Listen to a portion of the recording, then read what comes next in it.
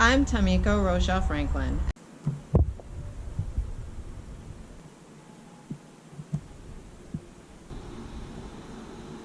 On Creative Conglomerate, you will find our two series. The first is called Creative Cafe, and it is basically a series of conversations with artists where we talk about various issues surrounding content, creative content, musical works, visual works of visual art, audiovisual works, literary works, software programs even, and we discuss a little bit about some of the issues surrounding their protection, their monetization, and commercialization, and we also share some strategies on how to more effectively manage those rights. So that's Creative Cafe.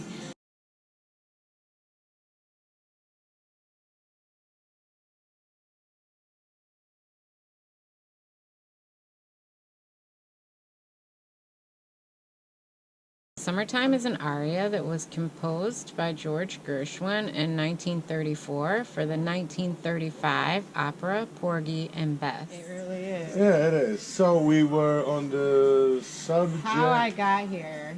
Yeah. The guitar player was playing and what? Yeah, and I thought it was such a unique spot, like with the art downstairs.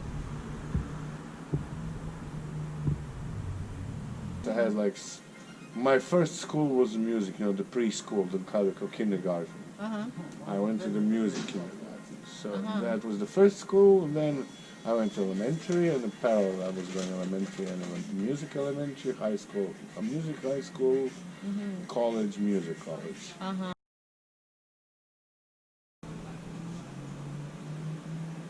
And I thought it was such a unique spot, like with the art downstairs, first of all, like pulled me in, and so Cool. yeah, and the music and live music. I'm trying the basics of my business. Is good music, good value for price of alcohol, and people who are working. Neither of my staff was working as numbs or dumbass. They're all like college people, are working, either studying or working. It was always like that. It was always.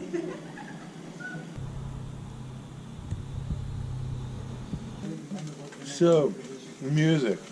Yeah, I mean, what I thought was really interesting, like, okay, well, when I first came and I heard, and I was listening to the band, I heard you sing. Yeah.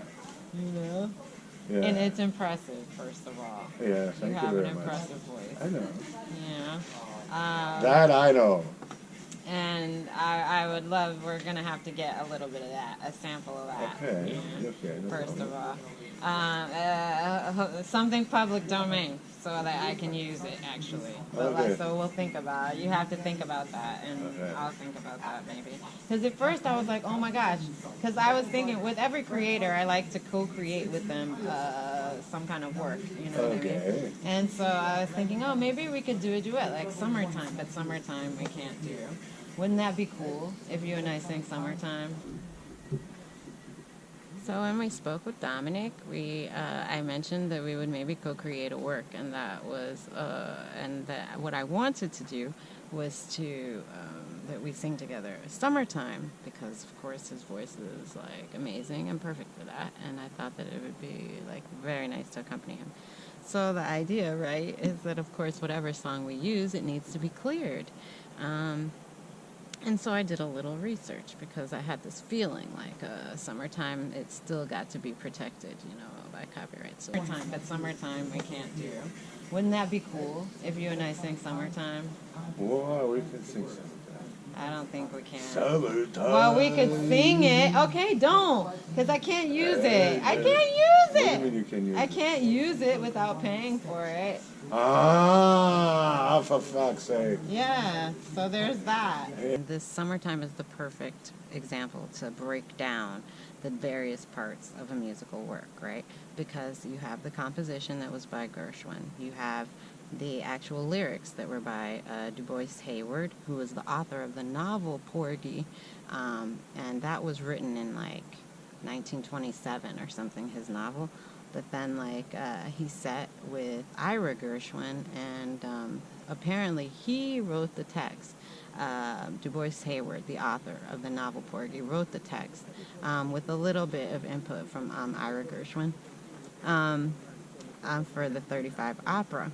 So, like, there you have the composition, you have the lyrics, and you have a novel that is, you know, the basis of the opera. You have the opera. You have Billie Holiday's chart-topping version of Summertime a few years later. In one musical work, with one musical work, you kind of like get a very good idea of the different copyrights that can attach to the creations that comprise that musical work. Time is an old school. Yeah, but it's not like... It's not expired yet. No. Oh my God. No. Okay, then I'll sing some opera, and that's it. And then you're gonna just be a non-singing role. Some opera might. No, I want to sing too. We'll find something. I'll think of something. Like. Yeah. I spoke to an elder the other day. I had a CD that he bought for me, and he bought a CD. You know what I mean? A lot of people in the street bought a CD. So I was waiting for father to get over and give him a CD, and I got over there. And so as we're looking at the album art, we started talking about it. I'll tell you one of the things he said. Okay. Now, this is not a context, so I'm not sure if it'll hit you the same way. Okay. We're living in a world of unquestioned answers. Huh. A lot of people think they're looking for answers to their questions, and they're living in a world of unanswered questions, and it's really the contrary. We're living, the answers are all around us, and people aren't asking the question. For the questions. Yeah. Wow.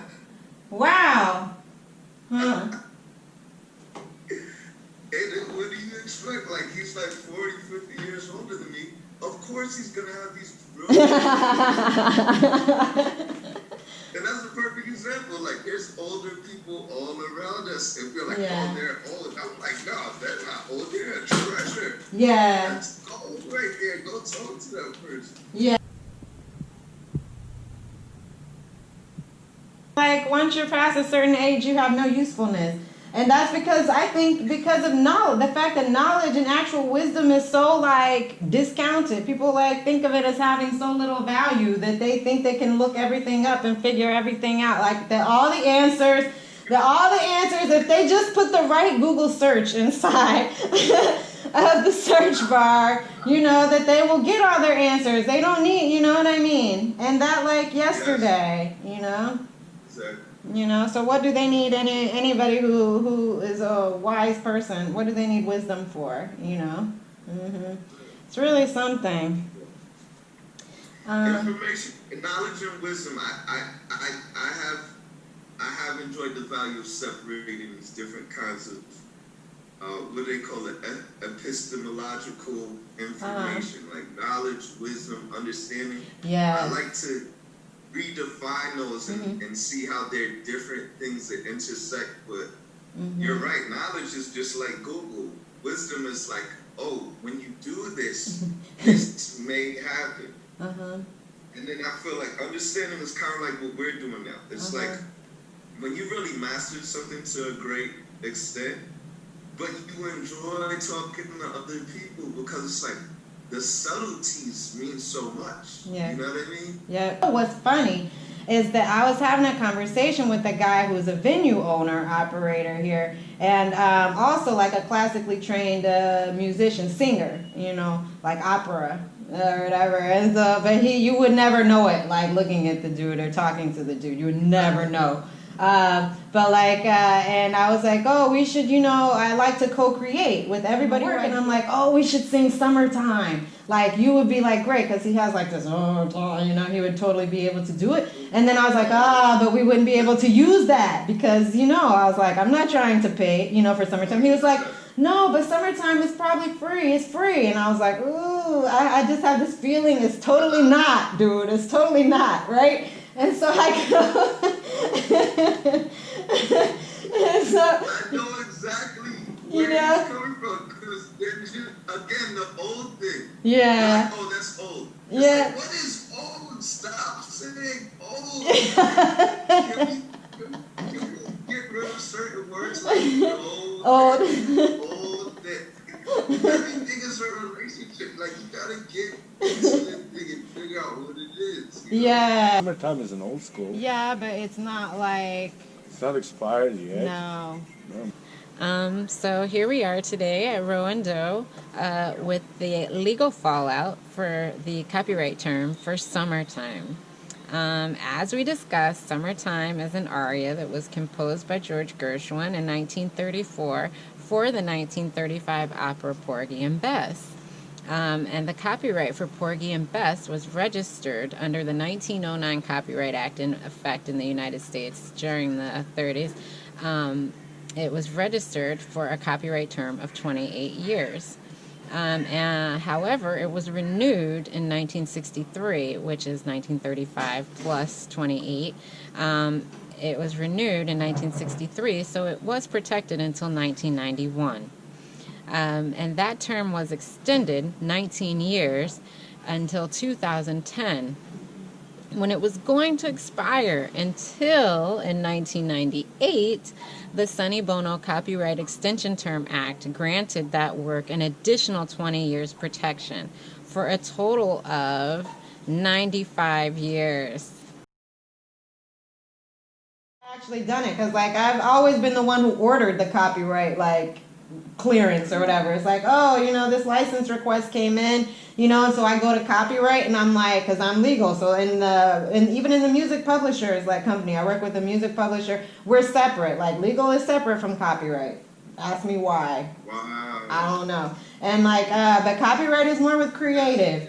That's actually, see, that's another example of something that you're swimming in that. Yeah. But people outside of your pool are like legal separate from copyright. Like that's another example.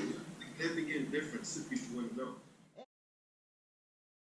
A lot of different, like I can apply that purpose in a lot of different areas, and like, and some people, I mean, in some places it's more of like, oh, just doing like actual what people think of in legal work, but then in other instances it's really just sharing, again, knowledge, sharing like things that I know with people who can use that information. And like that came up in so many different conversations over so many different, like in so many different contexts, that I realized, you know what, like if I would even just record like the smallest fraction of like some of these conversations that I have with people, like people could really get a lot out of it, you know what I mean? Especially like the creative community, you know.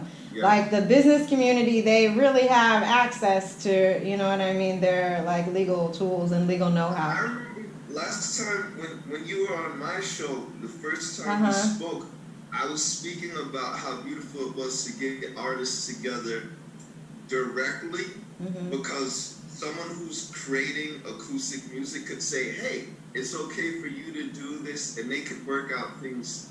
And basically from that, that was a while ago, so you probably don't remember, but no, I remember. Like, I've been traumatized by legal. As a hip hop artist with sampling, that's been like a big trauma. So just to even be able to talk about it is refreshing. You know what I mean? Yeah.